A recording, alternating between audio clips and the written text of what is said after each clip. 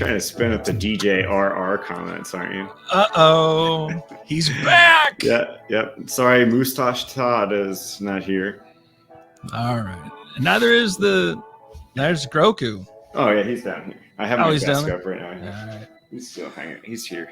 Hang on. Well, it's Todd and Ryan. We're babbling about nothing and playing with toys. It must be today's episode of Your Daily Scrum. Put his ear right there. You can see it. Very nice. Oh, there he is. Yeah, all right, so welcome to today's show. What is this show about? Look, we get together every day. We answer one of your Scrum questions, trying to help all of you out there do Scrum a little bit better each and every day. Leave your comments below. Your questions turn into videos through magic. Mm-hmm. Like and subscribe so you don't miss it when we answer your question in a video, and share with your friends. The subscription numbers are skyrocketing. It's all because of you, our dear viewers who are sharing the show. We love you for that. Keep it up. That's how you can help support us. Keep sharing. Sharing's caring and all that jazz. Todd, we have another question today. How did you get so red? Is that the question? How did I get so red? That's a good question. I'll answer that. Yeah. I was sitting outside all weekend watching my boys play football. Right on. And being a silly man, I broke the cardinal rule of being bald. I did not bring a hat. And so now showers hurt and everything is, it's not good up here. One might think you're an amateur. I know better. Well, by a couple of days from now, you will be in full-on itch mode. So, okay. Sorry, I detracted from the actual conversation that we have, which is we got a good question. Something we're both passionate about very much.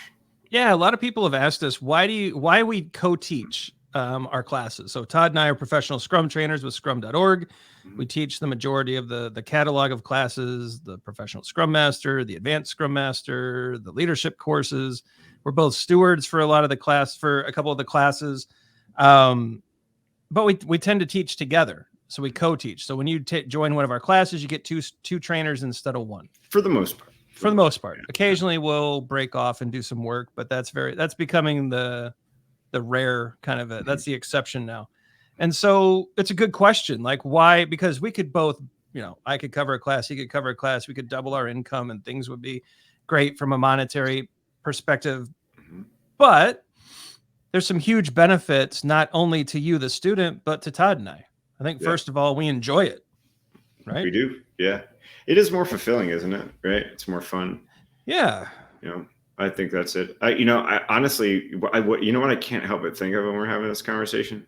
I can't help but think of TDD, test-driven development, right? And so why would you, or not TDD, pair programming. Sorry. Yeah. Well, both TDD and pair programming. But we test a lot of stuff together and we kind of act as a buffer to, that idea is a little weird, or, hey, let's try it. So there's some TDD going on. The pair programming, though, we want devs to pair. Yeah. Why wouldn't you pair as trainers, right? Yeah, and I think it's interesting with the way that we operate in a class, because there's times where it's like, so pair programming, pilot, navigator, right? Like you have one person that's kind of flying, the other person is navigating, and then you can flip roles. And I feel like we do that a lot, right? Like, especially as energy ebb and flows, right? Yep. And so what I really think that leads to, just like pair programming, is a higher quality class for students, right? And we see that because we have data that enables us to know that we have NPS, we have exam scores and stuff like that, which are just a part of it, a small component of what we look at. But I think it's a quality thing, right? I think it's a quality thing, which is awesome. It's like pair programming, pair training, right? Yeah, there are topics. Look, any trainer that you're sitting in front of, they don't know everything. That includes Todd and I, but we have different backgrounds and experiences. I was very much into executive leadership for a while. Todd spent a lot of time in product ownership. We've both been programmers and Scrum Masters, and so we have different angles, different approaches. I can tend to shoot from the hip a little bit and be very opinionated. Todd is a little more thoughtful and goes for a lot of data and definitions. Together, I think you get an interesting perspective.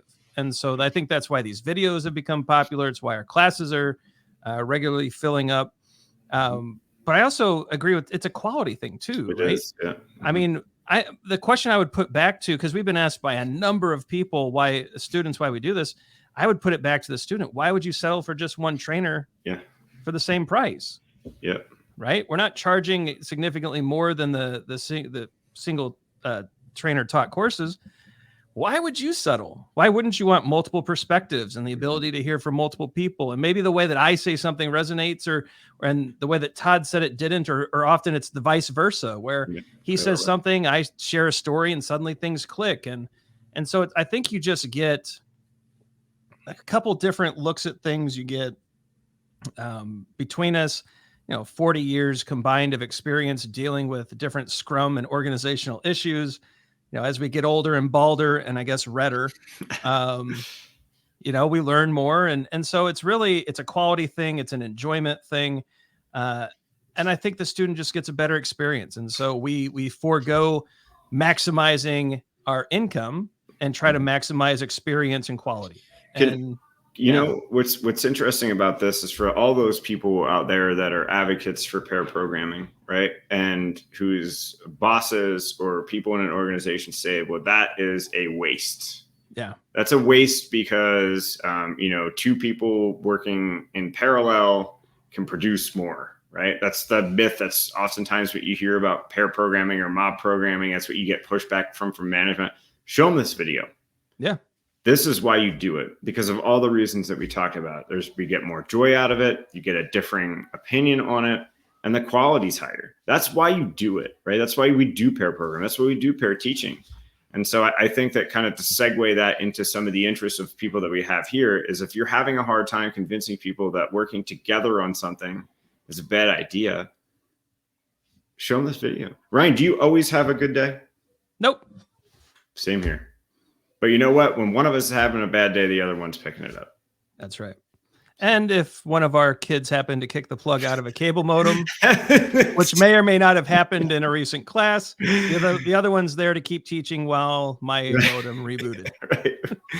So, or an emergency dentist appointment, stuff like that. Well, and I think most importantly, we learn a lot from each other, right? So I'll say something a certain way, and Todd, or he'll an example. He comes up with this idea of Scrum bubble, and so we've been working on that idea through multiple classes and refining it, and it just leads to a better product for all of you. And so, show this video if you're having trouble with pair programming. We run a very successful training company. We primarily pair, and the quality is high. The customers are typically happy, and the world hasn't ended, and it's not the waste that people would think it is. And so, give it a shot. Maybe this will help in that regard. Yeah. What's your experiences with something with somebody, right? Co-developing, co-working, co-product building. What's their experience? Co-training, whatever. Well, and a lot of you out there have taken classes with us. And so what was your thought? Did it work? Doesn't it?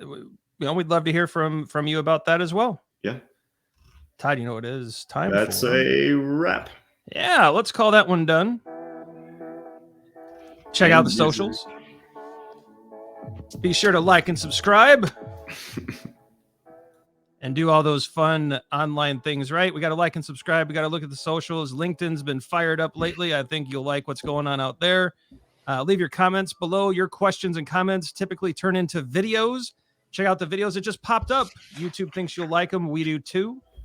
And you know what? Today, look for an opportunity to pair up, if just for an hour. Work with someone, trade some ideas, see what you learn. We'd love to hear in the comments how that experience goes. Fill us in tomorrow, where we'll be back as well, talking more about all the things Scrum and otherwise that could help you do a little bit better each and every day. We'll see you then. See you.